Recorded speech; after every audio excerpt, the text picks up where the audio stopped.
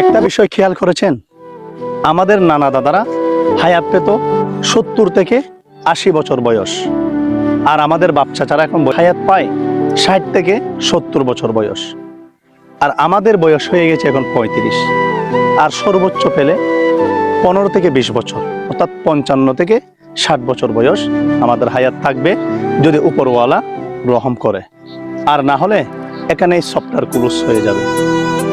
এই জীবন নামের প্যারাটা আমরা কেন নিচ্ছি? কার জন্য এত প্যারা নিচ্ছি?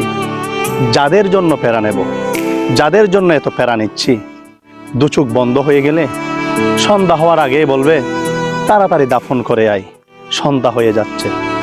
এই ক্ষণিকের জীবনে আমরা কেন এমন প্যারা নিচ্ছি?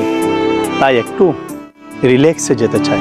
জীবন নামের এই রেলগাড়িটা থামবে কোথায় জানি না, থামার আগে থমকে যেতে হয়। প্যারা নামের রোশানল থেকে মুক্তি